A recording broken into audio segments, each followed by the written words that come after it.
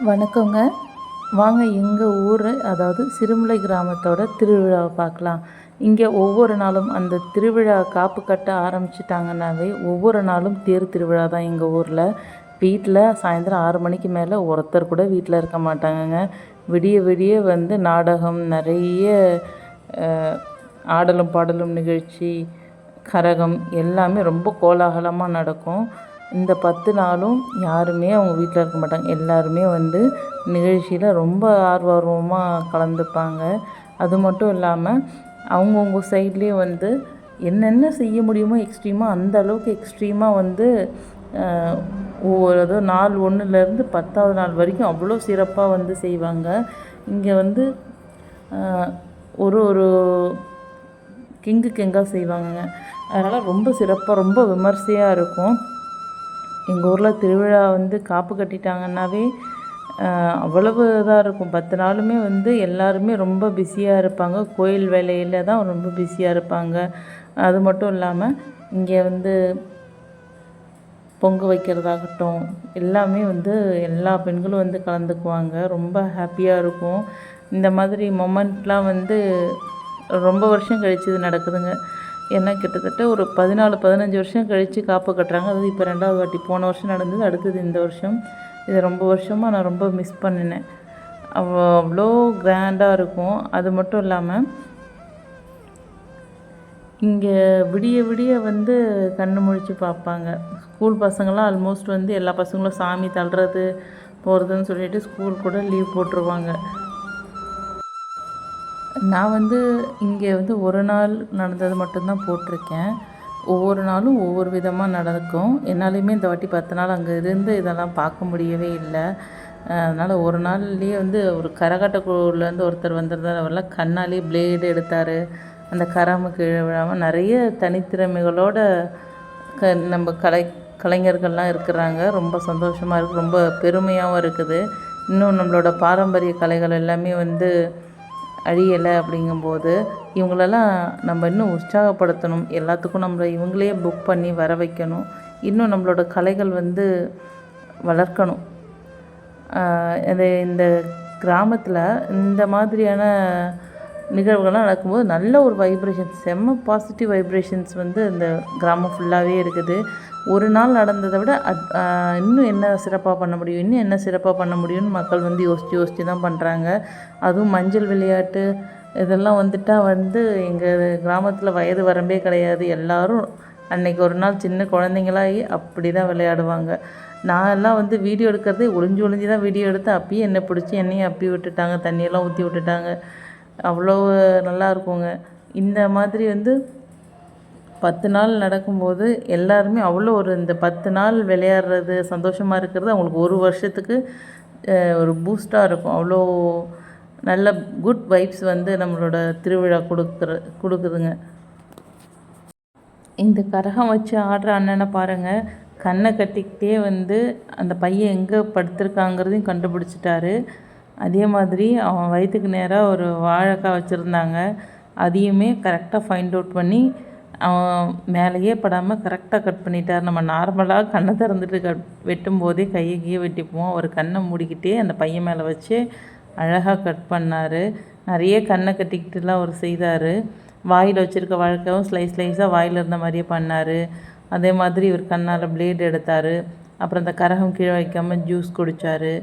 நிறைய இவர் பண்ணதை வந்து மக்களும் பசங்களும் வந்து ரசித்து பார்த்துட்டு இருந்தாங்க. டெய்லி சாயந்தரம் 6 மணிக்கெல்லாம் வந்து சாமிக்கு நல்லா படைச்சிட்டு நெய்வேத்தியம் பண்ணி மக்களெல்லாம் வரவழைச்சு எல்லாத்துக்கும் பிரசாதம் ஒவ்வொரு நாளும் கொடுத்ததே திருப்பி வராது. ஒரு 3 சாதம் வெரைட்டி, சுண்டல் வெரைட்டி, இனிப்பு வெரைட்டி மாறி தான் வரும். 10 நாளுமே நல்லா சைவன் வச்சு நல்லா சூப்பராக பண்ணுவாங்க. அதெல்லாம் எல்லாருக்கும் கொடுத்து சாப்பிட வச்சுட்டு சாமி வந்து வீதி உலா வருவாங்க. எல்லோரும் வந்து ரொம்ப சிறப்பாக என்னென்ன வச்சு சிறப்பாக படைக்க முடியுமோ அப்படி படைச்சி சாமி வந்து திருப்பி வந்த பிறகு தான் இந்த நிகழ்வுகள்லாம் ஆரம்பிக்கும். இதை முடிகிறதுக்கே காலையில் ஆகிடும்.